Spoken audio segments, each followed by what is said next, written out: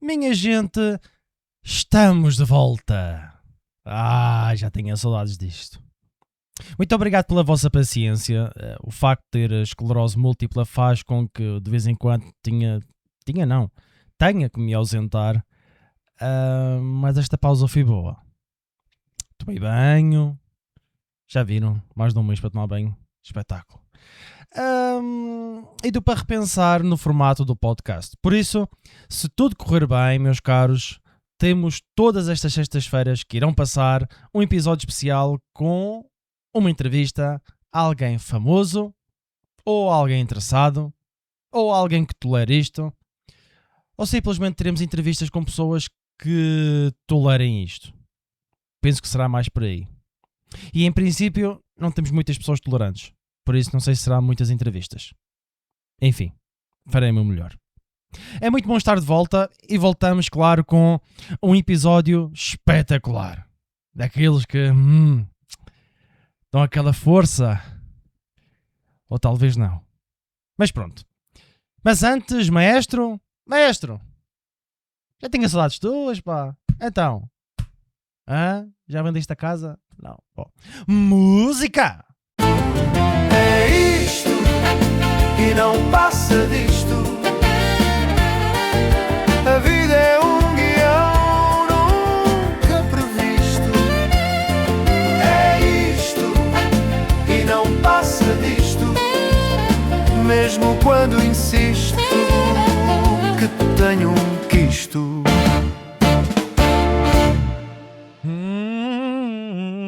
Isto tem que ser com efeito. Dá-me um beijinho e logo a seguir dá mais outro. A garra começa de novo. É bom, tá. Acho que ficou compreendido. Estamos nos anos 50 e 60 nos Estados Unidos. O país vivia numa espécie de febre de modernidade. Tudo era novo, era brilhante e prometia ser melhor do que o que veio antes. Um cabum e essas coisas. As mulheres americanas usavam batom como se fizesse parte do uniforme do cotidiano, não é? Era uma época em que sair de casa sem usar o seu batom era quase tão impensável como sair sem sapatos.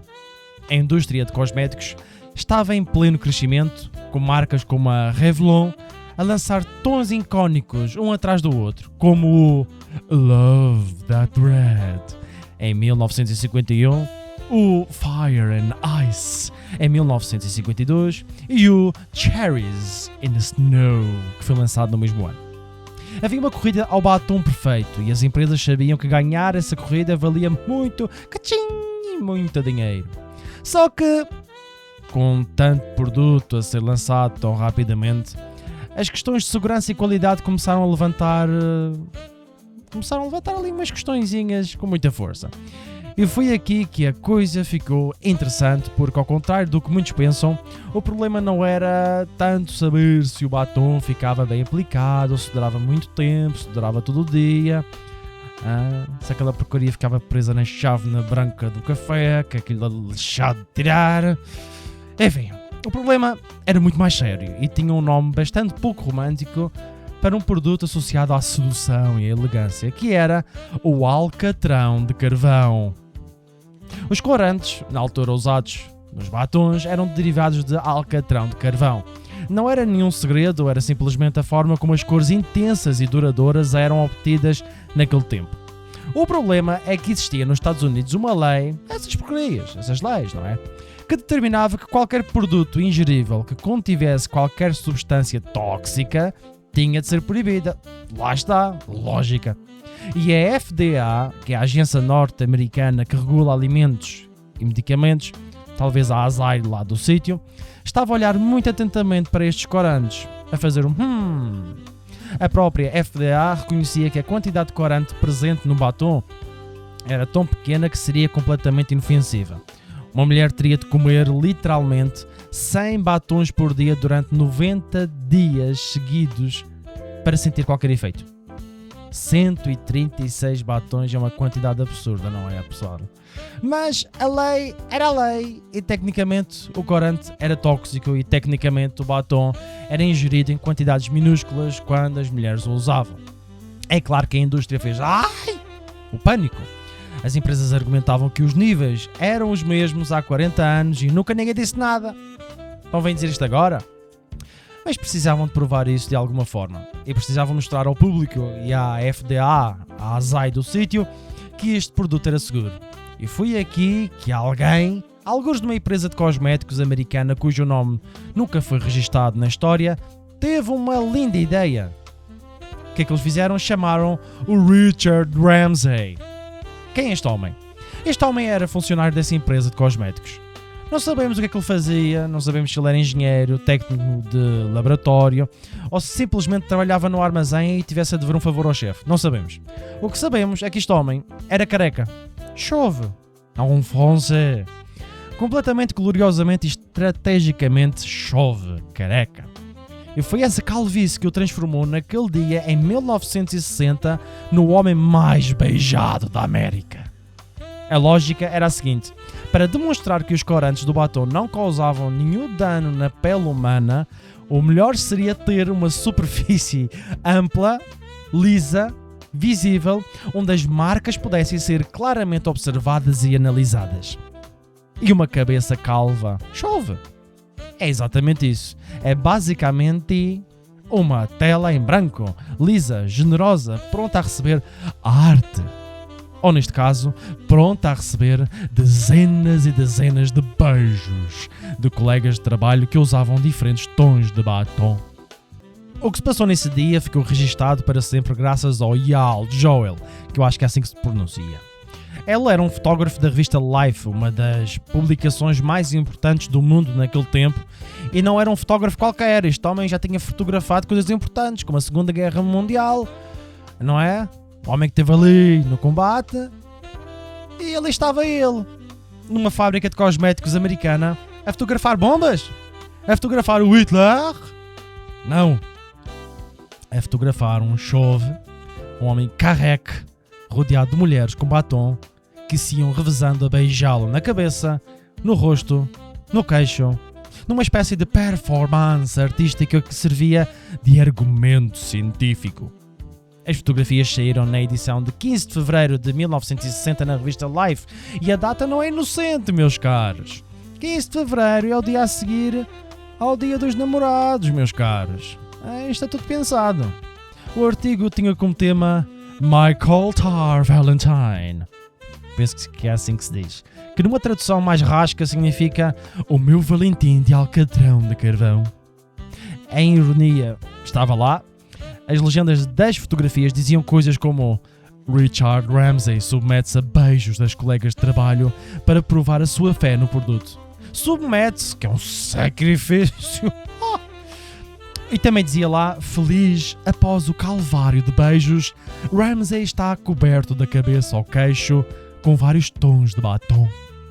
E as fotos confirmavam tudo isso. A preto e branco, Ramsay estava sereno, completamente coberto de marcas de batom em tons que iam do rosa pálido ao vermelho intenso, a olhar para a câmara com aquela expressão de um homem que claramente não sabia bem como tinha chegado àquele momento da sua vida, mas que ainda bem que lá estava. Porquê? Porque queria colaborar com a ciência, ele é cientista. Mas a internet tratou esta história de outra forma. Durante anos circulou nas redes sociais a ideia de que havia, nos anos 50, uma profissão chamada testador de batom, em que homens eram contratados especificamente para serem beijados o dia inteiro como um método de controle de qualidade de produto. Quantos homens não queriam? Bom, é uma história boa e até divertida, mas não é bem assim que as coisas aconteceram. O que as fotografias mostraram foi apenas um evento pontual, organizado com um propósito específico para resolver uma questão regulatória muito concreta. Não era um emprego de carreira com descrição de funções, plano de progressão de carreira, nem mesmo subsídio de refeição. Mas, e aqui está o pormenor, a pièce da résistance, ou lá como é que seja, que me faz suspeitar que talvez a versão romantizada da história não seja totalmente inventada.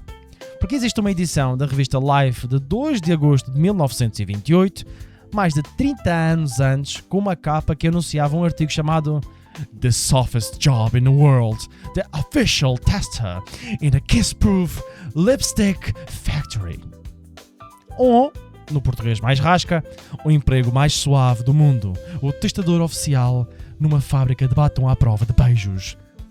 Portanto, a ideia de usar pessoas reais para testar batons através de beijos já andava no ar muito antes do Richard Ramsay entrar em cena. O conceito em si já existia. Se era uma profissão organizada e estruturada em múltiplas empresas ou se era curiosidade pontual que a Life adorava transformar em história, isso já é outra coisa que eu não sei nem me vou dar ao trabalho de pesquisar. O que sabemos e que temos toda a certeza nele é que esta controvérsia em torno dos corantes de alcatrão de carvão acabou por se resolver, os batons continuaram a ser vendidos e as mulheres continuaram a usá-los e ninguém ficou com os rins danificados por usar o Fire and Ice da Revlon. A indústria evoluiu, os métodos de teste laboratorial transformaram-se em coisas mais sofisticadas, não precisaram de carecas, e atualmente não há nenhuma empresa de cosméticos que precise de recrutar funcionários calvos para demonstrar a segurança dos seus produtos. O que é uma pena. Para alguns, não é? Sou uma pessoa decente.